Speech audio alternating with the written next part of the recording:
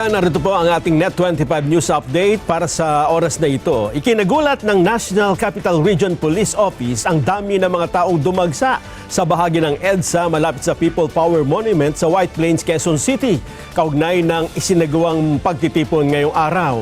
Ayon kay NCRPO Director Police Major General Anthony Aberin, nakatanggap ang kapulisan ng intelligence report hinggil sa planong pagtitipon sa nasabing lugar. Kaya maaga silang nagpatupad ng security deployment at iba pang kaukulang hakbang upang matiyak ang kaayusan at kaligtasan ng publiko.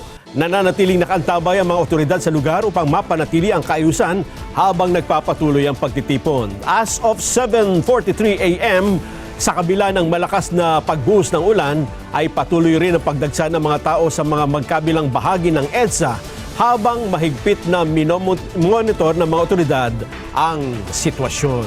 Para sa kapayapaan, ito po ang sigaw ng ilan sa mga nakilahok sa isinasagawang pagtitipon ngayong Martes, June 30 sa EDSA White Plains. Kasabay nito, patuloy naman ang pagdagsa ng mga tao na mula sa iba't ibang lugar sa bansa, hindi lamang sa Metro Manila kundi maging sa iba't ibang mga probinsya.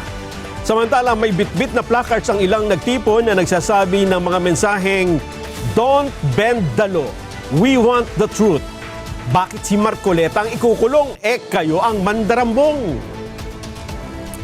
Kaugnay po ng sinasagawang pagtitipong sa EDSA ngayong araw ay narito po sa studio, spokesperson po ng Iglesia ni Cristo, ang kapatid na Edwil Sabala. Kay Edwil, magandang umaga po. Magandang umaga po, Ka Nelson. Apo.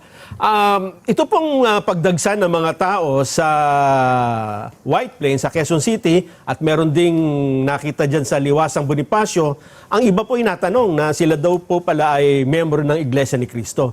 Ano po bang dahilan? Bakit nagtungo doon ang ilan nating kababayan at kasama ang mga miyembro ng INC? Magandang katanungan po at dala-dala ko nga po ang statement na nais kong basahin ngayon sa mga nanonood sa atin. Narito po ang statement ng Iglesia ni Cristo. Hindi tutol ang Iglesia ni Cristo sa pagpapatupad ng batas, pero tutol kami sa pagbaluktot sa batas, lalo na kung ang layunin ay para pagtakpan ang katiwalian. Gaya ng alam ng marami, si Senator Dante Marcoleta ay nanguna sa pag-iimbestiga sa isa sa pinakamalaking pandarambong na naganap sa ating kasaysayan. Sinimulan niya ito nang siya pa ang chairman ng Blue Ribbon Committee ng Senado. Subalit, pinalitan ng liderato ng kumiting ito. Gayunpaman, itinuloy niya ang paghahanap ng hustisya para sa atin na mga mamamayan. Ang ipinagtataka namin ay kung bakit siya na nagsusulong sa pag-expose ng mga sangkot sa napakalaking pagnanakaw sa Pilipinas ang kakasuhan at ipakukulong sa halip na ang mga na-expose. Ang ikinakaso kay Senator Marcoleta ay plunder na isang non-bailable crime. Sa makatwid, ipakukulong siya at hindi pwedeng magpiyansa hanggang hindi natatapos ang pagliliti sa kanya. Sa madaling salita, ay hindi na niya maitutuloy ang paglalantad o pag-expose sa mga sangkot sa pandarambong na naganap. Pero, paanong naging plunder ang pagtanggap ng campaign donation o campaign contribution?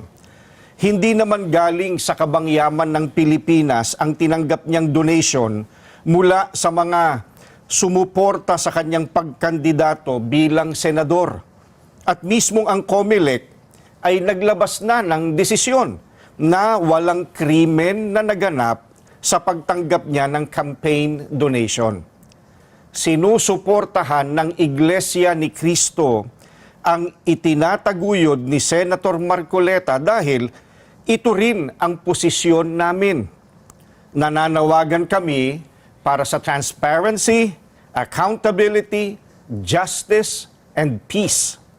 Kaya, nais naming iparinig sa mga kinauukulan na kahit ipakulong nila si Senator Marcoleta, ay hindi kami titigil sa paghingi ng katarungan para sa mga kababayan natin na ninakawan.